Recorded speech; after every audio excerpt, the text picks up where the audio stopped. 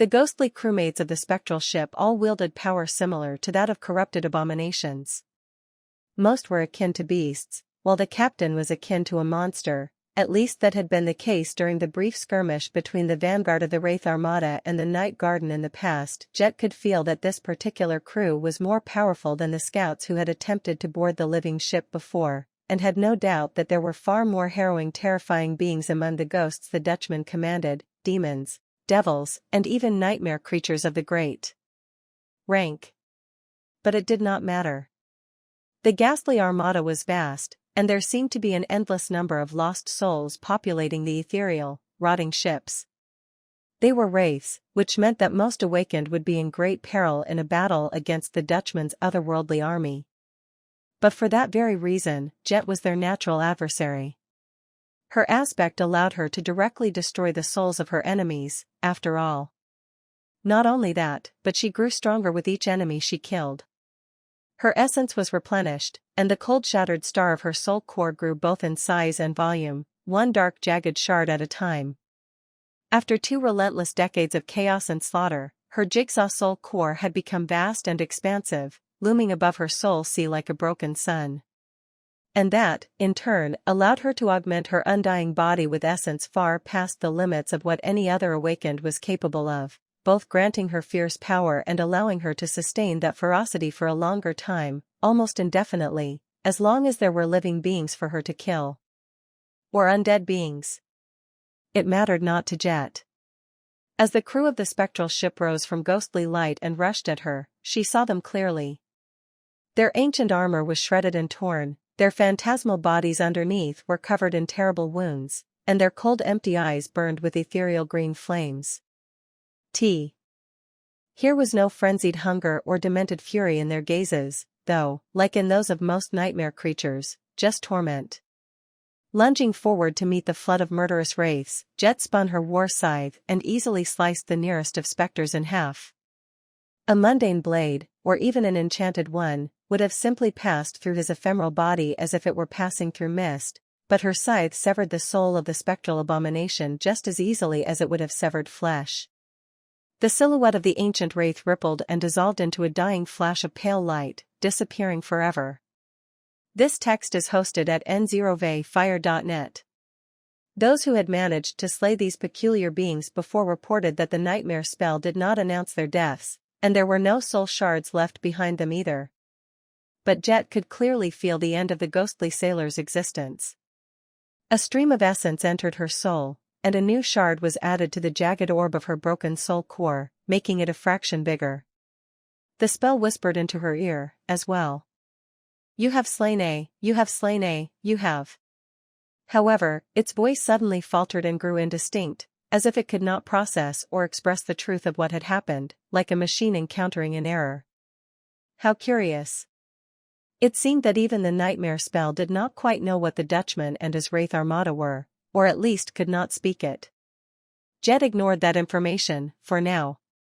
Continuing the motion, she took a step forward while reversing the grip on her weapon and thrust it forward to pierce the chest of the next wraith.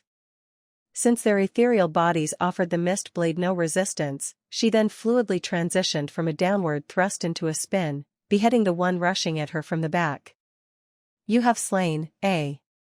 Jet exploded into a hurricane of ice-cold steel, moving across the deck of the ghostly ship like the Grim Reaper. She was a transcendent being, while the spectral sailors were all corrupted, so, in theory, each of them wielded power equal to hers, or at least power that existed in the same realm. Nevertheless, they all fell under her scythe like stalks of wheat, vanishing forever. And whatever essence she burned while harvesting these lost souls was immediately replenished by the streams of essence she received from the kills. The captain of the ship was far more powerful than his subordinates, but he dissolved into ghostly green light in mere seconds, as well. In an astonishingly short amount of time, the deck of the rotting ship became empty, with only Jet standing there, bathed in an eerie glow and the echoes of the brutal violence that had just been perpetrated here. Still, she felt like her job here was not finished, yet. So, Jet plunged the blade of her scythe into the deck itself, aiming to destroy the soul of the ship. That, she felt, was the real monster. It took several blows, and just as she suspected, a torrent of essence more potent than all the previous ones flowed into her soul as the shape of the ship dimmed, slowly disappearing into the bright daylight. At the same time, an explosion of radiance escaped from somewhere deep within its hold, accompanied by a litany of otherworldly groans. As if a swarm of tortured souls was suddenly set free. Jet smiled darkly, thinking that she was starting to unravel the secret nature of the sinister Wraith Armada, or at least the nature of its lesser ships. Just before the spectral ship disappeared completely, she pushed herself off its broken deck and soared high into the air, flying across the sky. Breaching hundreds of meters with that single jump, Jet landed on the next ship in a maelstrom of cold steel, wreaking havoc among its crew and harvesting their souls to empower her own.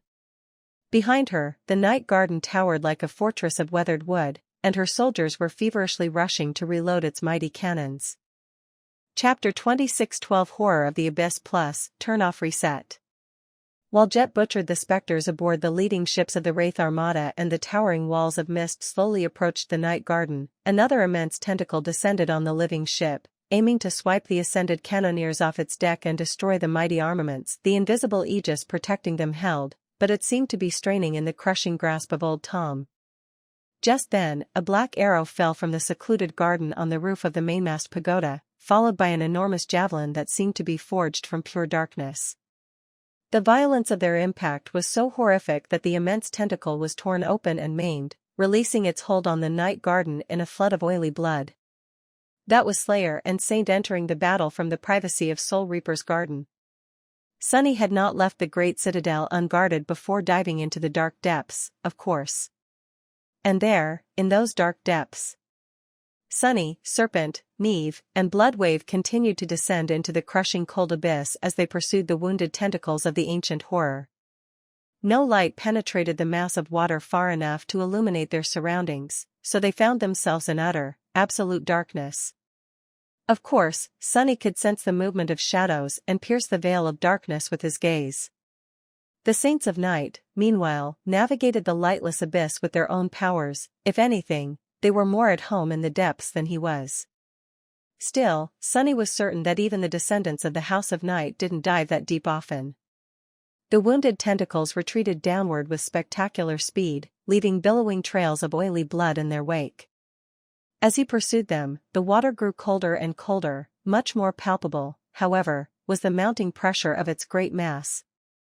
They had long passed the point where mundane humans, or even machines they created, would have been crushed by the pressure of the dark abyss. Then, they passed the point where awakened would have been killed, as well. By the time they reached the point where Ascended could have survived, even Sunny could feel the terrible pressure constricting his movements. The intricately shaped plates of the jade mantle groaned as they scraped against each other, and the onyx serpent shell was sustaining minor, but continuous damage, forcing him to mend it as they continued the descent. The water had turned eerie here, acting in odd ways. And yet, the tentacles continued to flee into the darkness, and Sunny still could not sense their source. Just, how deep does that horror dwell? The irreverent nickname made one forget what Old Tom truly was, at times, as well as the fact that nobody truly knew the shape and nature of that eldritch horror. All they had ever seen of it were the immense tentacles that reached toward the surface from far below. And now, Sunny finally sensed something. It was not the body of Old Tom, though. Instead of it, a swarm of immense tentacles suddenly shot from the dark abyss, rising toward them like a terrifying forest of slithering, gigantic vines. Sunny was taken aback for a short moment. During the previous attacks, the terrifying dweller of the depths had never attacked the Night Garden with more than 7 of its long limbs. Now, however, there were dozens of them reaching toward Sunny and his companions, each comparable in size to the immense tentacles that could wrap themselves around the titanic vastness of the Night Garden. It was as if the abyss itself had come alive to destroy them. Now, where the hell has good old Tom been hiding all these? Sunny shook off his bewilderment and pushed his enormous body forward to meet the dark forest of colossal tentacles. It seemed that they had underestimated Old Tom, a tad. There was no time to regret this failure of imagination, though, because soon, the tentacles were upon them. Sunny was the vanguard of their group, and the most powerful among them as well, so it was his duty to break the momentum of the harrowing tide of dark flesh. Just before the tentacles reached him, he gritted his teeth and released the defensive barrier of the onyx serpent shell, allowing it to dissolve into the darkness. He released the constraints, giving his own shadow a shape, as well, and let it spread to its true, unfathomable vastness. In the next moment, Sunny turned into a vast cloud of formless darkness. The source of this content is Novair.net. And from that darkness, dozens of long tendrils stretched forward, clashing with those of Old Tom.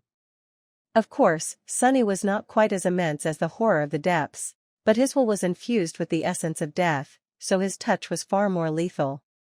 The grotesque clash tore apart the abyss, forcing the mass of water crushed by the unbearable pressure to flow like a current. Somewhere far above, grotesque waves rose, scattering the ghostly armada and making the night garden sway. Serpent, Neve, and Bloodwave swam through the carnage of intertwined tentacles and tendrils of darkness, sinking their fangs into Old Tom's flesh. The frightening chaos of the deepwater battle continued unabated, and at some point, seething from murderous rage and pain permeating his wounded shadow, Sunny realized that the sea around them was changing. It seemed that Old Tom was pushing them toward the surface. At the same time, he sensed that the number of tentacles the terrifying depth dweller unleashed upon them was gradually reducing, as if not all of them were long enough to reach that far up. "It's trying to retreat." Old Tom might not have been wary of Sunny and the night garden, but it seemed reluctant to let them close to its hidden body. So, it wanted to retreat back into the depths. They had dealt it enough damage to make the horror of the depths take them seriously, at least. Or perhaps it simply judged that the night garden itself had sustained enough damage to stall its arrival in the Eternal City. The question was, would Sunny let the eerie horror escape once more? Damn it all. Sunny forced himself to coalesce back into a human shadow and covered it by the fearsome carapace of the jade mantle, using the feather of truth to make it just buoyant enough to stay in place. Casting a dark gaze at the battered tentacles of Old Tom, he gritted his teeth. The sea had turned black from the blood of the horrid creature of the depths. But he wasn't unscathed either. There was a decision to be made. Far above, the night garden swayed as gigantic waves crashed into its hull. The Wraith Armada was scattered, but remained unscathed, continuing its swift advance as the towering wall of mist devoured the world behind it. The forward ships of the ghostly fleet were gone, though, their spectral crews eviscerated by the ruthless blade of the Reaper. Jet had sustained some wounds, but the chilling slaughter she had perpetrated effortlessly overshadowed their severity. And, unlike how any other awakened would, she was not growing tired. If anything, the more enemies she slayed, the more alive she looked, as if the dark splendor of the unending slaughter filled her with vitality. There were two problems, though. The first one was that the deeper into the Wraith Armada she went, the more powerful her enemies became. The last captain she had killed was definitely strong enough to have been a great nightmare abomination, and the ship itself refused to be destroyed in just a few strikes. In the end, she had nearly taken it apart with her scythe before the spectral vessel finally succumbed. The closer a spectral vessel was to the Dutchman in the formation of the ghostly fleet, the more sinister it seemed to be. On top of that, deeper into the Armada, the ships had not been damaged by the initial bombardment of the Night Garden's mighty cannons, so their crews were entirely unscathed when she attacked them. The bigger problem, however, was that Jet was just one woman. No matter how powerful she was, there were too many ships in the Wraith Armada for her to take on alone. Already, countless vessels were overtaking the area where she rampaged, sailing toward the Night Garden outside her reach. And the Dutchman itself was drawing closer and closer. Severing the mast of a ghostly ship and shattering its deck with a devastating strike of the flat side of the scythe, Jet paused for a moment and looked back. How much longer? She seemed to have bought her soldiers enough time. With Jet destroying the forward ships and the tall waves slowing down the advance of the Eerie fleet, they managed to reload the cannons in time. Looking up, she saw the dark chasms of 24 enormous barrels staring at her from the living ship's deck. It was only then that Jet realized how unpleasant it was to be on the receiving end of these dark, terrifying siege weapons. Damnation. In the next moment, the cannons thundered, sending 24 radiant orbs of essence-infused metal flying at the ghostly fleet with terrible speed. It was really like a swarm of meteors was plummeting from the sky. The impact was not that different from a celestial calamity either. The spectral ships that had overtaken Jet's area of control were erased from existence, exploding into pale flashes of eerie light. The night garden had received a bit more breathing room. But it was still not enough. Jet knew that there would be no third salvo. The ghost ships would reach her citadel, and the ancient race would board it soon. With her most powerful warriors lured away by Old Tom, the defenders of the night garden would inevitably sustain casualties while trying to repel the attack. And then, the mist would swallow the world, heralding the arrival of the Dutchman. What would happen next, Jet did not know. Pursing her lips, she delivered the finishing attack to the mangled ghost ship and leaped to the next one. Landing on its deck, she slaughtered her way to its stern and climbed the steps there, gazing at the vast wraith armada over the vanishing phantom of the slain captain. By then, there were already wisps of mist floating over the restless water around her. She could see the Dutchman far better than ever before, too. Its tall sides, the countless scars marring the battered expanse of its hull, the gaping wounds where it had been breached by untold attacks, its tattered sails, its skeletal masts, the eerie desolation of its vast deck. And the ethereal figure, standing at its bridge, shrouded in a torn cloak. Chapters first released on Novi.ir.net. Jet looked at the captain of the Dutchman, and felt him looking back. From that distance, she couldn't discern much about him. The man, if it was, indeed, a man, was tall, with broad shoulders and an imposing posture. His figure was elusive and ghostly, as if he were there and not at the same time. She couldn't see his face, but she thought she glimpsed his eerie eyes. Two piercing, sea-colored flames were burning in the pale shadow of his ghastly face, regarding her with a chilling calmness. Sensing a subtle change in the motion of the sea, Jet smiled slightly as she met his gaze. Finally. Just then, the world underwent a strange transformation. The sun plummeted into the waves, leaving a trail of light behind it. Darkness enveloped the world, and radiant silver streaks crossed out the sky. Then, the sun shot from behind the eastern horizon, chasing away the darkness, only to drown in the west a few moments later. The breathtaking spectacle repeated itself several times, as if someone had hit the fast-forward button and sent time flowing at an astonishing pace. But it all ended swiftly, and the storm sea was suddenly enveloped by the darkness of the night. Countless stars ignited in the vast black sky. Which meant. Jet's smile widened a little. In the next moment, the radiance of the distant stars grew brighter, and the starlight was woven into a vast silver net. It fell upon the Wraith Armada, slicing dozens of ships apart and destroying them in mere moments. A cold wind blew across the sea, sending Jet's hair flying. That was Ether unleashing his aspect. Now that the night had fallen, he could finally call upon the stars to destroy their enemies, and the starlight he summoned seemed like the nemesis of the ghostly fleet. The first time the night garden had clashed with the wraiths commanded by the Dutchman, it was the young saint of night who had tea. And the tide. Jet remained still, looking at the captain of the Dutchman with a cold smile. He looked at her too as the starlight poured on the spectral vessels of the ghostly armada, piercing them like a rain of silver spears. Well, what will it be? Would he press the attack or call a retreat? Was she imagining things, or did she see an echo of a faint, terrifying smile on the face of the mysterious wraith, as well? A few moments later, the captain of the Dutchman looked away.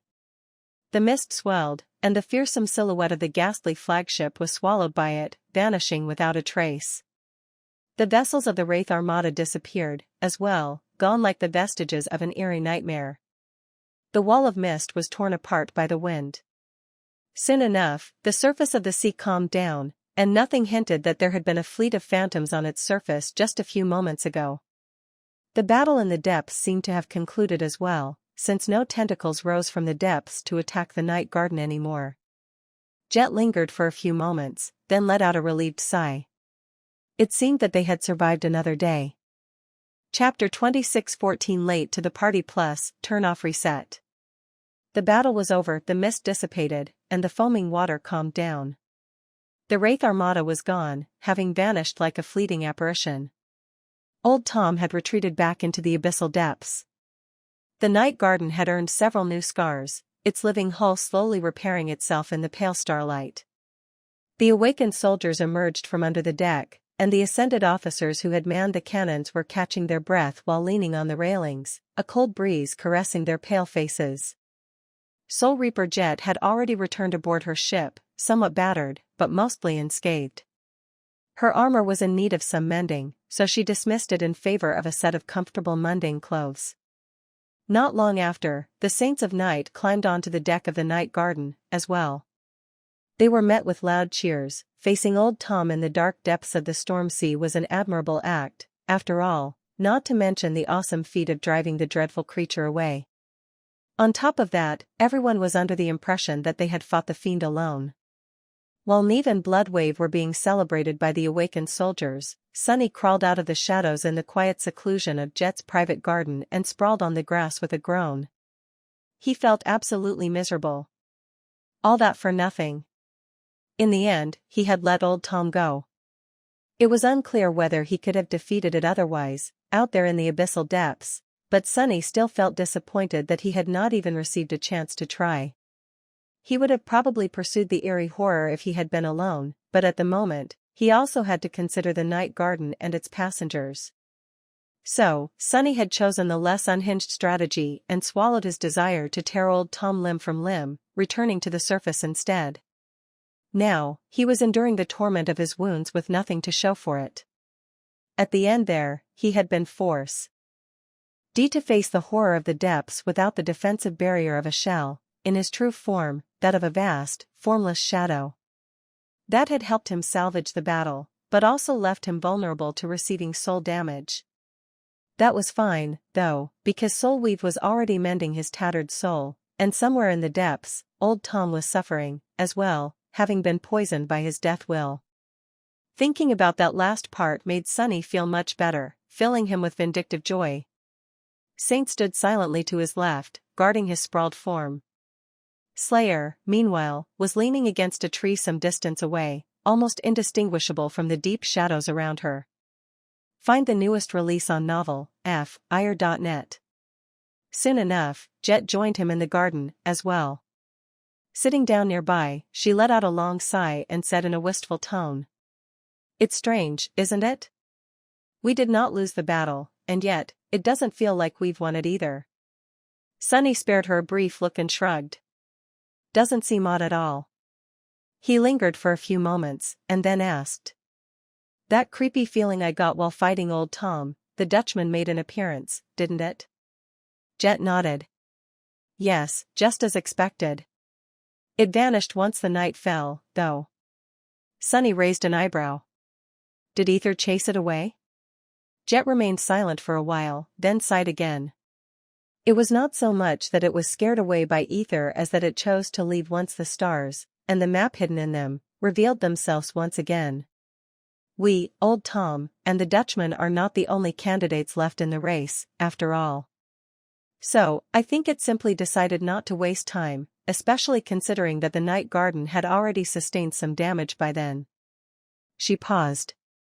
In truth, I managed to vanquish a few ships, but the ones destroyed by Ether and your cannons are not really gone. They were simply dispelled, so they'll return after a while. So, the damage we dealt to the ghost fleet was negligible. Jet gave him a dark look. If I am correct, then the ghost sailors are merely emanations of the ship, lost souls bound to their sinister vessels and imprisoned by them, forever. Every time the sailors are destroyed, they return into the holds, and then get summoned to man the ships again later, in a never-ending cycle. She exhaled slowly. Well, unless someone like me ends it. The ships themselves are merely emanations of the Dutchman, though, when they are destroyed, the wells of souls contained within them are drawn back into its great hold, in turn, so the Ghost Armada can never really be vanquished unless the Dutchman itself is destroyed. It's like one big cursed nesting doll. that is what I concluded after sinking a few of those creepy ships, at least. Jet sighed and looked at the stars. The only thing I am not clear on is the captain of the Dutchman. Is he just another prisoner of that cursed ship, or are the ship and its curse manifestations of his power? I do not know. Sunny smiled faintly. I have no idea, either. Jet remained silent for a while. The Dutchman and its ghost fleet remind me of something, though. I've met a similar being before, I think. Sunny chuckled. Well, of course you have. I am right here. Indeed, what Jet described was eerily similar to Sunny's own Shadow Legion. His shadows shared a kind of kinship with wraiths, and they too could never truly be destroyed, only vanquished for a while, banished back to the dark expanse of his soul, where they were mended and repaired by its tenebrous flames. Unless someone like Jet got involved, that was. She shook her head slowly. No, I don't mean you. After considering something for a second or two, she added. A while back, I killed a great devil, the Heart of Connect. It commanded a swarm of imprisoned souls, as well. Sunny blinked a few times, thinking about the implications. Eventually, he shrugged. Well, we will inevitably learn more about the Dutchman soon, whether we want to or not. The night garden was resting now, drifting among the waves, but it would continue the journey to the Eternal City soon. Whatever dangers they had faced along the way would most likely pale in comparison to what was waiting for them there. He hesitated for a few moments, then asked. So, what are we going to do? Chase after old Tom and the Dutchman in hopes of getting to the Eternal City first? Jet shook her head slowly. The night garden is damaged, and you don't look too good either. It is better to wait a couple of days and arrive at the party in top form. There's no telling what will meet us at the end of the road, after all, but there's definitely going to be a slaughterhouse just shy of it. So, we should give the other contenders a chance to properly greet each other before joining the fun. Sunny smiled lazily. Fun, you say? Aren't you afraid that they will get to the prize before us? Jet chuckled and shook her head. Not at all. He gave her a surprised look. What? Why? Standing up, she looked at him with pity and shook her head. I mean, the road to the Eternal City is already that bad. Whatever is hidden there is bound to be 10 times worse, though. And that's not something even the likes of old Tom or the Dutchman can deal with in a day or two. Laughing quietly, Jet nodded at Saint and walked away. Left alone, Sunny turned to the stars and spent some time enjoying the quiet rustle of the leaves in peace. After a while, he murmured. That makes me wonder, maybe I need to get myself a garden, too.